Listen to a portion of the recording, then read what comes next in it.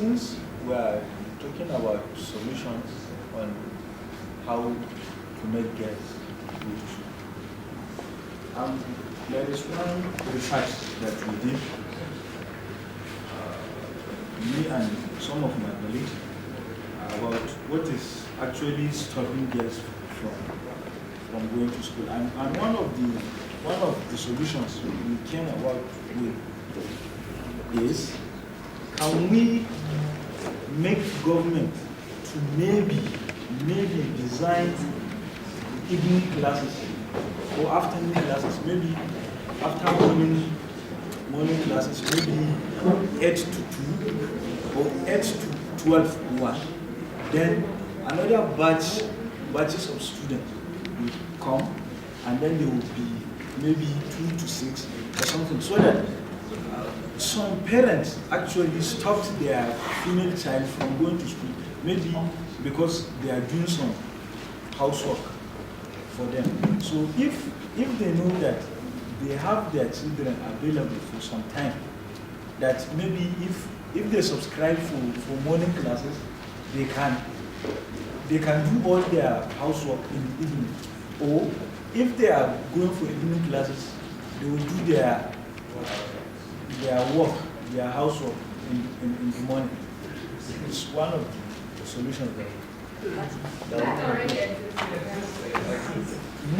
I mean all the states.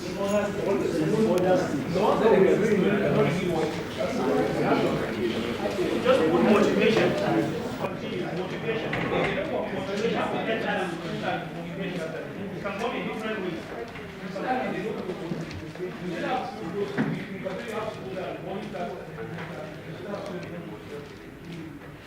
And honestly, like what I know when I was trying to say, all this is from that. We have the mentality of thinking that the women in our society don't really work, they need to have something big, but that's not the case. For instance, if you go to Kenya and some of the villages, you see that most of the people that are farming there are women. The people that harvest those rice, if you can see a woman, a Zulu woman harvesting rice, you'll be very shocked. This is work that even a man cannot do. So in terms of women working, that's really not the case, because these people that are looking for ways they can get money. If they can have you working for them 28 hours a day, they will have you. They will always complain that there's not enough time. So it's not about taking out the time to go to school. No, it's about them using every time they're using to get money. That's what I'm suggesting, what I just said, to be honest.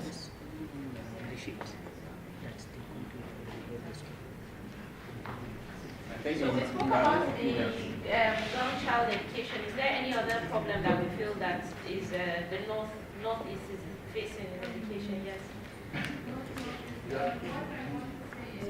It's not about motivation to go to school. We really have to go back to the drawing table. We have to fight the mindset. If a person knows education is good for him, you don't have to motivate him to go to school.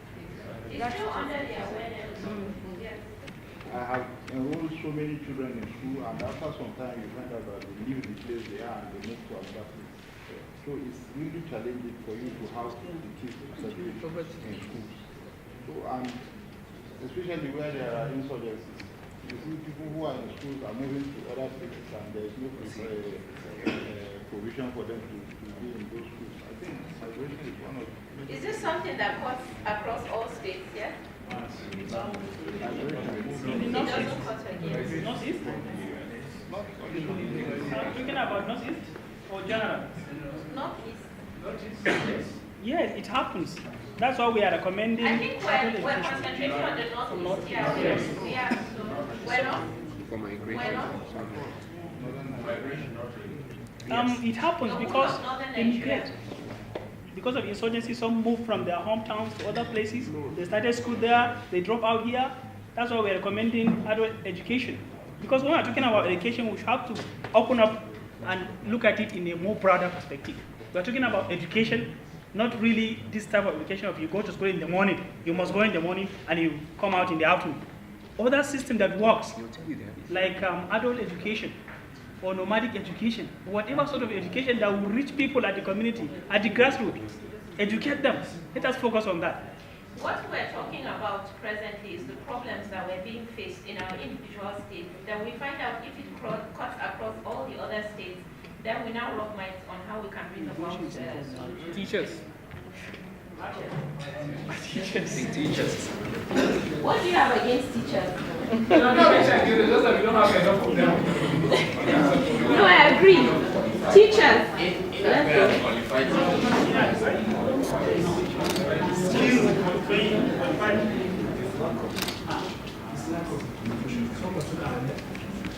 Can we agree on truancy? Teachers. Because you go to the public schools and you do not meet it. You can walk into a class and you don't meet a teacher. Yes. It's truancy. It's not in let me tell you. It's not even that. I'm sorry, because there's a private school. There's a private school here in Kano that pays 10,000 to their teachers, but those teachers are still dedicated and still go. It's poor supervision that is the problem. It's poor supervision, because the truth is, I've had a one-on-one with a vice principal before that told me that in his school, the problem why the teachers don't listen to him is because salaries don't come from him. It comes from government. So personally, I run a private school, and if my teachers misbehave or they don't come, I can hold back their salaries. But if you're working in a public school, you can't really have that, exactly, you can't have that power. So I think truancy.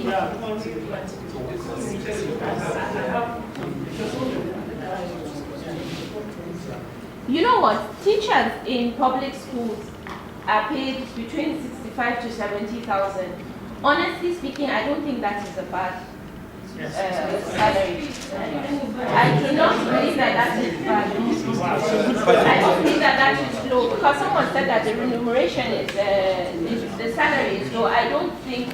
To me, I don't really think that is. In relation to the work, teachers in public schools, I'm not a teacher, but I'm a volunteer teacher. I look at the economic of work. Most teachers in public schools do. And I think whatever it is they are paid, within that range, I think they are not well paid. Personally, that's my thinking. Because in a class, you find 100 students. I take about 3 classes. I spend 3 hours in a week. It means I will have to mark about 300 students. And if, assuming that is what I do for a living, dedicating so much hours to this job and getting that very little, I don't think it's... But I think it's very few teachers, I think like you, most of them don't even go to work. They don't do all these things. I know teachers that can just go inside. You have that passion in you. Not many of them have that passion in them. They can enter their 300 kids, they can be jumping in and out of the window and they don't really care. They're just there to talk and go. That's if they even feel like going. I've gone to public schools that are found in all these small villages, or when you're even traveling to, you can see the kids playing outside, or you see that it is 9 o'clock and that's when these kids are walking to school. So I believe that it's not all of these teachers that actually have it in them that feel, because let me tell you, there was one place that private schools suffered in Bauchi State. We had many good teachers. We trained these teachers because private schools, they really train teachers a lot, that I can say. They trained teachers, and then the government came and then started giving employment. We're employing teachers, and these teachers left us. One of the teachers actually told me to my face that the reason why he wants to leave the private school and go to the public school is because he doesn't need to work. And that is the mentality that most of them have, which is why we're speaking of this truancy here. That's the problem.